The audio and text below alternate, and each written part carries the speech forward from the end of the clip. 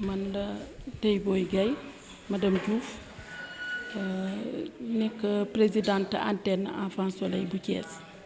waaw tey moom dañuy wax ni dañoo kontaan moom laay njëkkee dañuy wax alhamdulilahi rabil alamin alhamdulilahi rabil alamin alhamdulilahi rabil alamin soo déggee ñu wax loolu dañoo yoroon suñuy doom importance bi mooy dañoo yoroon suñuy doom chaque année suñu xëyee école su tujjee dañuy wër école yi école bu ñu accepté sax mooy dañoo accepté rek pour jël suñu doom yi teg ko fa waaye yàlla defal ñu en tant que des parents ñu am association bu ñuy wax association Enfant Soleil Monde mu am ay branche yi nekk Malika benn bi nekk Thiès benn bi nekk Mbour créé nañu yeneen Ziguinchor Vélingara Kaolack te tey ren Thiès Mbour Malika ñoo ubbi ñu koy sante yàlla bu wér a wér ndax dañoo am doom yu spécial ndax dañu naan les enfants à besoins spécifiques ñu xale yoo xam ne dañoo bëgg luñ leen dolli luñ leen jàppale ñu mën a dem ci kanam moo tax bisu tey bi dafa rëy ci ñun lool képp kuy parent rek kontaan nga lool kontaan nañ ci Enfant Soleil kontaan nañu ci sunu présidente ndax lii yépp moom la moo ñu may doole moo ñu encouragé lépp lu ñuy def rek mu wan ni ñu dem leen ca kanam su nekkul sax man dinaa ko nekkal ak sama poos kon nag ñoo ngi sant bu wér a wér waaw dañu naan tey jii tàmbali na ndax tey distribué nañu leen képp kuy xale ku fi ñëw tey jël nañu saak ak fourniture jox la képp kuy xale ku fi ñëw yónnee nañu goûter pour ñoom képp kuy xale ku fi ñëw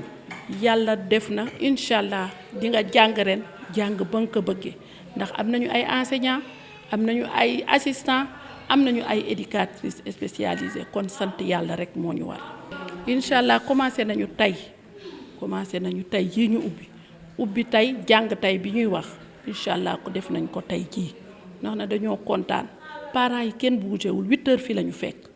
ñoo ko doxale nii ndax nag dañu am benn journée bu ñuy waaj muy benn journée boo xam ne dañ koy tuddee consultation gratuite dañ koy boole ak inauguration fii tey jii li tax defuñu ko benn kii bu rëy mooy dañ ko bëgg a def le 30 incha allah mu bokk ak sunu journée consultation gratuite ak sunu inauguration centre bu ñuy wax maison jaune ndax soo déggee ñu koy wax maison jaune mooy maison la boo xam ne day am école am hôpital du jour ndax xale yi ñu yor dañuy soxla ay faj dañuy soxla orthophoniste dañuy soxla pédiatre dañuy soxla ORL dañuy soxla cardio yooyu yépp incha allah dina am ci centre bi. Aliou Gaye la maa représenté Enfant Soleil tey fii ci antenne bu Thiès. bëccëg bi soxna si sama naataango bi wax na ko Enfant Soleil dafa jóg depuis 2020 lañ ko créé mu def fi ay résultats yoo xam ne kenn nattamlewu ko ñu ay parents boole woo jóg ne dañuy dimbale seen doom parce que seen doom yi amoon nañ ay jafe-jafe bañ leen dañ daan rejeté ci école yi malgré convention yi nga xam ne ni état du Sénégal signé na ko lu mel ni ay convention sur les droits des enfants la charte sur les droits des personnes handicapées ak li nga xam ne moom la constitution wax yépp nit ñi dañ ko doon foulé au pied di génne suñu doom yi ci circuit bi léegi nag ay parents dajaloo ne loolu dina deñ ñu di ko jéem léegi di ko jéem ba am centre Malika teg ci centre Thiès teg ci Mbour di war a ubbi Saint-Louis war a ubbi nañ Vélingara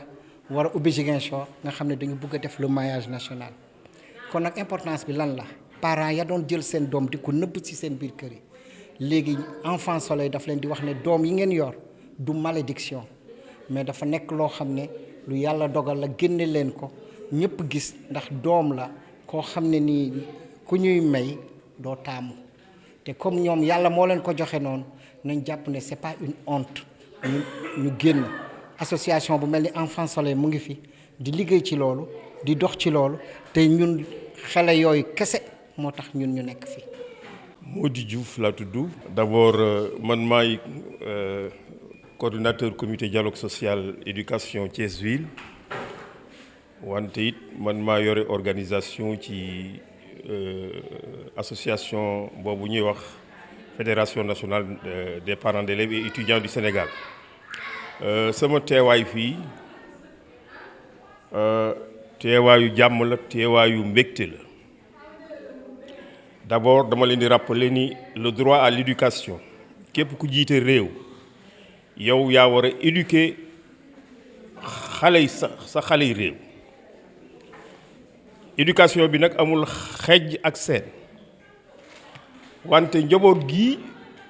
tax ñu ñëw fi tey nga xam ni seen éducation c'est des enfants à besoins spéciaux ñuy traîner ay laago te laago yooyu ñuy traîner mënoo jël xale bi dugal ko ci dans le système classique parce que école primaire bi nekk fii ci wet gi xale bi suma sët bi mënoo jël dugal ko fa parce que dafa laaj ay enseignants spécialisés loolu nag madame Diouf Ndeye Gaye Boye ak monsieur Gaye bii def ay pexe ba seen antenne de Dakar ñu créé une antenne fii à Thiès loolu ñun ñu ngi koy rafetlu di ci bég lool nag ndax bii ñëwee wax dëgg yàlla bi ñu gisee suñu chéri yi suñu xol xaw naa tooy wante nag yàlla moom ñëpp la fi nekkal te képp kuy jéem rek dina la jàppale. Message bi may lancé aux autorités mooy d'abord bi ma leen dégloo d'abord xale yi ku leen nar a yore wut ñu leen di jàngal di leen fay wut ay docteurs yu leen di saytu te ñu ni éducation bi c'est gratuite laajuñu kenn firnde ji mooy jël nañu ku ne jël saak ak fourniture yi ci war jox la ñooñu nag ay sénégalais ay doomu réew mi bu ñuy làmb ci seen poos di ko def te li ma wax sànq le droit à l'éducation képp ku jiite réew yow la war donc maa ngi lancer un appel aux autorités de ce pays pour que ñu bàyyi xel les enfants sans soleil nga xam ni ubbi nañu ici une antenne à Thiès ci fànn boobu it def nañ ciy jéego ndax ànd nag madame Diouf semaine passée dem nañu c'était l'autorité académique en l'occurrence l'inspecteur maa ngi koy nuyu moom it jël nay engagement yoo xam ni l'école bi buñ ci tegoo incha allah dinañ leen jël en charge même jàngalekat yi leen di jàngal sax dinañ ko jël en charge loolu nag ragal naa ni madame Diouf xam na ko te ñoom itam fànn boobu dinañ ci def jéego wante laataak loolu ñëw ñi nga xam ne ñi ngi ci dëkk bi tey def lu baax te jëmale ko ci njaboot gi ñooñu itam à ma qualité de responsable du dialogue social maa ngi leen di tendre la main pour que ñu ñëw jàppale sunu doom yi nekk fii sunu sët yi nekk fii pour que bu ëllëgee ñu nekk des citoyens et des citoyennes utiles à la communauté parce que doom dina traîner laago nekk ci kër gi beneen doom nekk fi dara dalu ko te yàlla mi nga xam ni mooy defar mooy sottil doom joojee traîner laago sax yàlla mën na koo barkeel ba mu dem ba yore kër gi yore waajur yi tabaxale leen étage yóbbu leen Makka donc li may faral di wax ni l'investissement le plus sûr mooy nga investir ci say doom c'est l'investissement sur l'éducation boo dëkkee ak nit muy wut koom di tabaxi étage di def commerce am di dajale alal yow investiral ci doom yi rek donc suma doom yu jigéen yi maa ngi leen di encourager di leen wax na ngeen góorgóorlu ci njaboot gi waaw bu soobee yàlla du ngeen ci wéet ñun xëy na li ñu dese bariwul wante li ñu desee ko su néew dinañ ko gën a consacrer pour que seen école bi gën a taxaw. Association qui s'appelle Enfants Soleil, qui œuvre dans la prise en charge des enfants à besoins spécifiques. Alors c'est des enfants à besoins spécifiques parce que nous on a l'habitude d'appeler enfants à besoins spécifiques pour juste éviter de faire de la stigmatisation. Quand je dis tel enfant est autiste, tel enfant est trisomique, tel enfant est TDAH, je suis en train déjà de les stigmatiser, de les étiqueter. Alors donc Enfants Soleil est venu à la rescousse, donner un coup de pouce, soutenir certains parents qui avaient juste des difficultés parce que les enfants qu'ils avaient chez eux, c'était des enfants qu'ils cachaient. parce que c'est des enfants qu'ils pensaient être une malédiction. Et ça, c'était la conception que tout un Sénégalais avait, surtout sur les enfants trisomiques. Alors que tout le monde sait que l'origine de ces enfants trisomiques, c'est pas lié à une quelconque malédiction, mais c'est-à-dire c'est lié à des faits organiques. Bon, je ne vais pas entrer dans les détails, mais c'est juste ça. Donc l'association Enfants Soleil a été créée depuis 2020 et nous sommes en train de travailler pour le maillage du territoire national. Nous sommes une équipe pluridisciplinaire. On a des médecins, des pédopsychiatres, on a des orthophonistes, des psychomotriciens, des éducateurs spécialisés, des enseignants. Alors ce qui fait que tout ce dont l'enfant aura besoin, l'Enfant Soleil est prêt à lui offrir tout ça. Donc c'est vraiment une aubaine. Et comme l'a dit ma collègue, c'est une occasion pour lancer un appel à toutes ces bonnes volontés. Moi, je pense que quand un projet est porté par la communauté, ce que tout un chacun doit faire, c'est de chercher à soutenir, c'est de chercher à aider, parce qu'on en a besoin. Il y en a qui sont là, qui ont deux enfants, ils ne savent pas où les envoyer, parce qu'ils n'ont pas été informés. D'autres, ils ont peur du regard social. Donc, Enfants Soleil est une association qui a besoin du soutien de tout un chacun. Parce que quand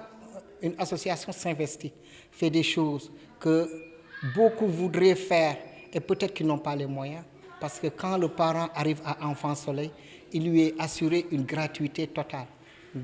allant des visites paramédicales aux visites médicales et jusqu'à la scolarisation et même jusqu'aux fournitures scolaires.